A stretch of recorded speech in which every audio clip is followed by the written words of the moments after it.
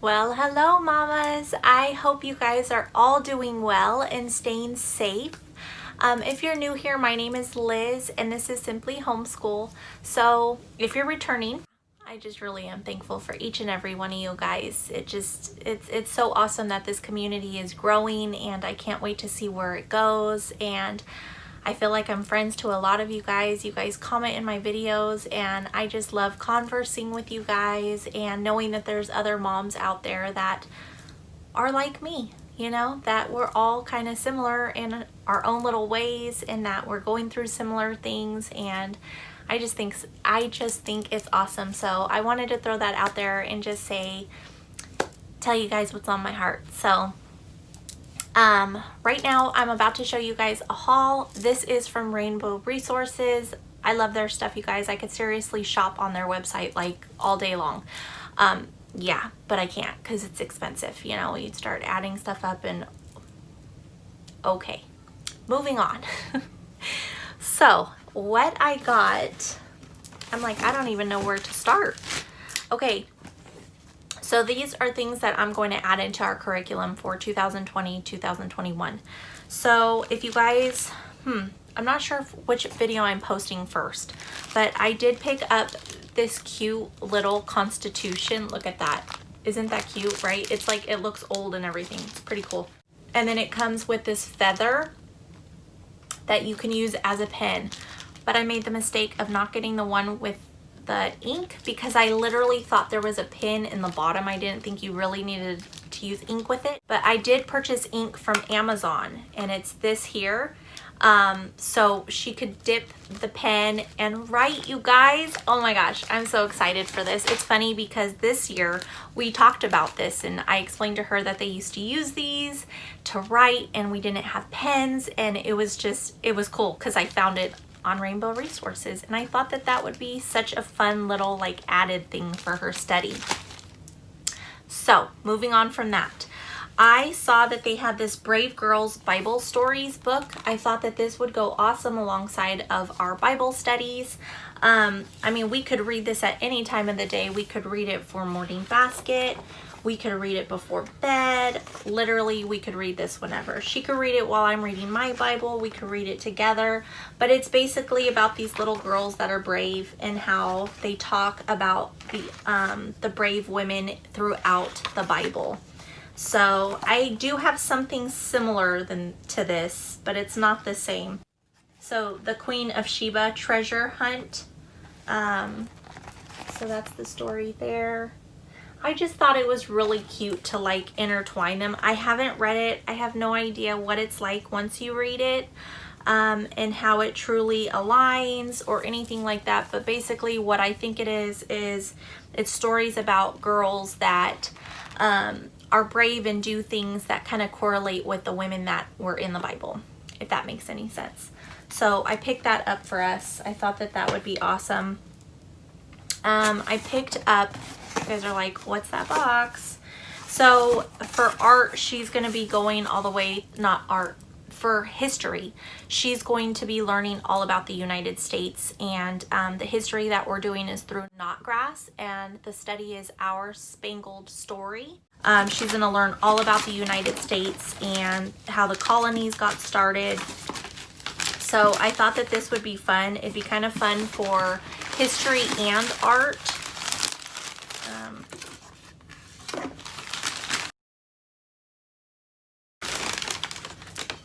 So it's a ceramic teapot, right? It's a piggy bank, but it's a teapot and it came with packs of paint, a paintbrush, and a little like foamy thing. I don't know, a foam sponge, plates. And then it came with this paint guide that explains how to paint it. So this is supposed to be the colonial teapot, an art and history replica representing the Boston Tea Party. So when she learns about the Boston Tea Party, I was thinking we could do this to go along with history and art. I thought this would be pretty fun. So it kind of just, it breaks it down how to do it on this side. And then this on the back is the timeline. So I thought that that would be fun. Okay, you guys, so the next thing that I picked up were these fraction flashcards. Again, if you've watched my other videos, you know that my daughter's working on fractions, or if you have a second grader, third grader, I thought that these would be really good to work on, just to help her. And then another thing, I thought this was really cool. So this is a space rock, and you get to dig into the space rock to get a piece of meteorite. So I thought that that would be fun. So when we work on meteorites and meteors and things in her space book, then I will have her do this to go along with it, to do like a hands-on. And then I picked this up. Have you guys ever seen these? So it's a multiplication math keyboard. So literally they have all the buttons for multiplication, and when you push them, you see the answer through it. So because we are not doing Abeka this year, we won't be having like I could obviously print them out, which I probably will, the charts, you know, the family charts, but I thought that this would be a good little hands-on for her, so she could be like 4 times 2 is 8, and then she could push the buttons and tell the answers as she pushes the buttons. So I thought that this is a cool little add-on for for arithmetic. Okay, you guys, so the next thing I found was this Magic School Bus Space Lab. Now, I don't know if this is going to be too young for her, but if it is, I'll use it for my son when he's a little older. But the lid comes off here, and this is everything that comes inside of it. And you guys tell me that this is just not the cutest little box ever. Like, come on, that's too cute. Okay, so this is what it comes with. I wonder if I could open this without messing it all up. But it comes with all this stuff inside here. I don't want to take every single thing out, I don't think, but it comes with like all these cool little things, little flashcards. No, I'm not going to open this because I won't be able to get it all back in there, but I'll see what it says here. So create a planet poster. Go on a starball constellation scavenger hunt. Make a planet mobile.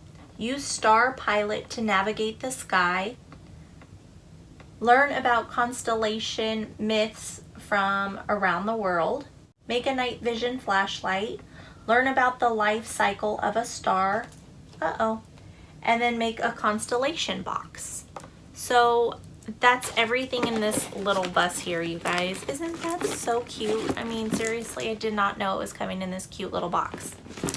But that is it, you guys. This is my haul from Rainbow Resources. I hope you guys see something that you like.